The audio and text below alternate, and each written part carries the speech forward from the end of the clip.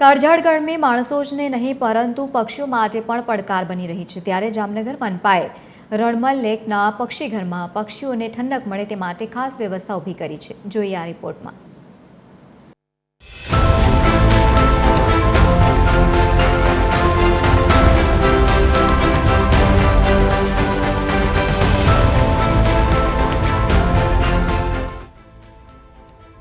રણમલ તળાવના મધ્યમાં આવેલા પક્ષીઘરમાં લવબર્ડ્સ અને બજરીગર સહિત વિવિધ પ્રજાતિના આશરે 400 જેટલા રંગબેરંગી પક્ષીઓ વસે છે। ઉનાળાની વધતી ગરમીને ધ્યાનમાં રાખીને મનપાએ અહીં ખાસ પાણીના ફુવારા અને કુલિંગ સિસ્ટમ કાર્યરત કરી છે।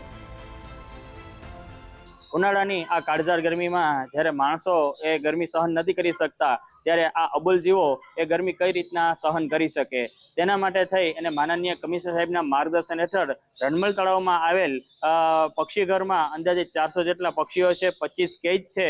આ કેજમાં પરમેનન્ટ ફોગરની વ્યવસ્થા કરવામાં આવેલ છે। આજથી સુધી ઉનાળામાં અમે પાણી એની નળી વડે એ કેજમાં પાણીનો છંટકાવ કરી અને ઠંડી ગરમીથી એને રક્ષણ આપવાનો પ્રયાસ કરતા હતા। હવેથી પરમેનન્ટ ફોગરથી એમને ઘણી બધી રાહત મળે છે, ગરમીથી ઘણી બધી રાહત મળી શકે છે।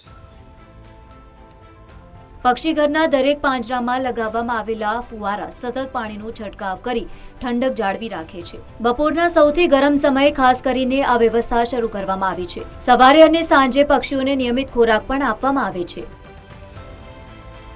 મનપા તંત્રનું કહેવું છે કે સમગ્ર આયોજન પક્ષીઓના આરોગ્ય અને સુરક્ષાને ધ્યાનમાં રાખીને કરવામાં આવ્યું છે। શહેરમાં વધી રહેલી ગરમી વચ્ચે મનપાના આ પ્રયાસને પક્ષી પ્રેમીઓ તરફથી પણ સરાહના મળી રહી છે।